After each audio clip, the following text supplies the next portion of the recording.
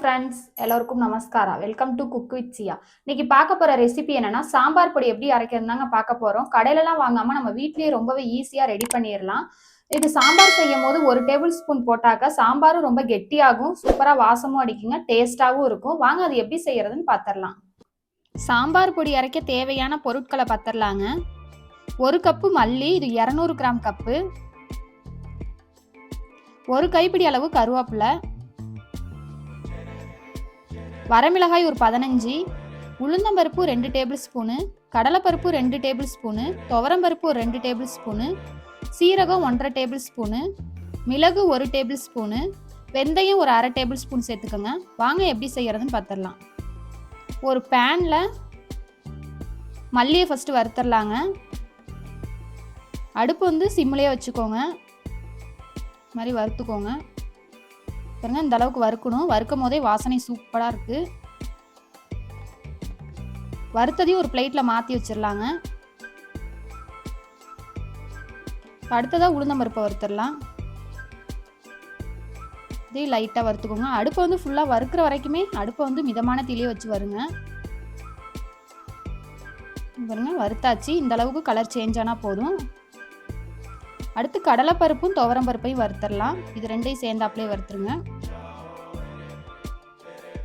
எல்லாமே சேர்த்து வறுத்தோம்னாக்க ஒன்று ஒவ்வொரு மாதிரி வறுக்குங்க. ஒன்று சீக்கிரமாக வறுத்துடலாம், ஒன்று கொஞ்சம் லேட் ஆகும்.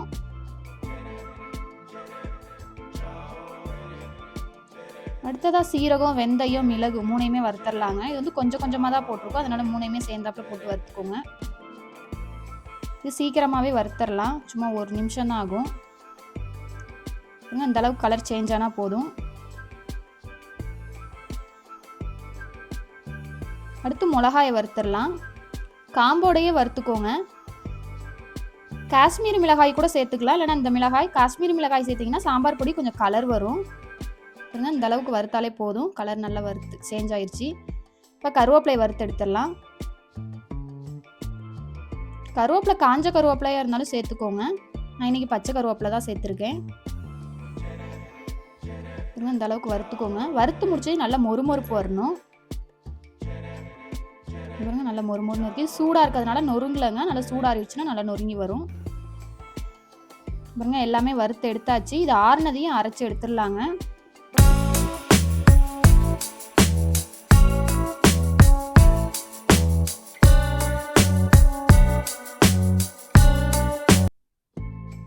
எல்லாமே ஆறிடுச்சுங்க. இதை அரைச்சி எடுத்துடலாம். மிளகாயில் இருக்க காம்பை மட்டும் நீக்கிடுங்க.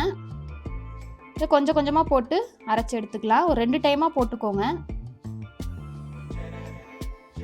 கடையிலலாம் சாம்பார் பொடி வாங்கவே தேவையில்லைங்க, இதுவே ரொம்பவே சூப்பராக இருக்கும்.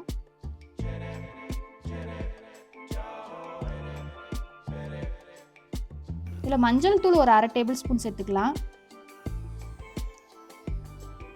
உப்பு கொஞ்சமாக சேர்த்துக்கோங்க, கல்லுப்பு. இது சேர்த்து அரைக்கும் போது கொஞ்சம் கெட்டு போகாமல் இருக்கும் 6 மாதம் வரைக்கும். பெருங்காயத்தூள் 1 டேபிள் ஸ்பூன் சேர்த்துக்கோங்க. கட்டி பெருங்காயம் இருந்தாலும் சேர்த்துக்கோங்க. சேர்த்துட்டு அரைச்சி எடுத்துடலாங்க. பாருங்க, நல்லா அரைச்சி எடுத்தாச்சு. இது மாதிரி நல்லா பவுடராக இருக்கணும். பாருங்க, வாசனையே சூப்பராக இருக்குது. அரைச்சதை ஒரு பிளேட்டில் கொட்டி நல்லா ஆற வச்சிடலாங்க. இது மாதிரி ஆற வச்சு ஒரு பாட்டிலில் கொட்டி வச்சோன்னாக்கா 6 மாதம் வரைக்கும் கூட கெட்டு போகாமல் இருக்குங்க. சாம்பாருக்கு இது 1 டேபிள் ஸ்பூன் போட்டு சாம்பாரை வச்சாலே வாசனை அவ்வளோ ஒரு சூப்பராக இருக்குங்க, கமகமன்னு. நான் சொன்ன அளவுகளோடு உங்கள் வீட்லேயும் கண்டிப்பாக ட்ரை பண்ணி பாருங்கள், ரொம்பவே சூப்பராக இருக்கும். இந்த மாதிரி நல்லா காய வச்சுக்கோங்க. ஒரு 1/2 மணி நேரம் நல்லா சூடு ஆறுனதுக்கு அப்புறமேலு ஸ்டோர் பண்ணி வச்சுக்கிட்டிங்கன்னா 6 மாதம் வரைக்குமே கெட்டு போகாமல் இருக்கும். அவ்வளோதாங்க, ஒரு சூப்பரான சாம்பார் பொடி ரெடி ஆயிடுச்சு. தேங்க்யூ ஃபார் வாட்சிங்.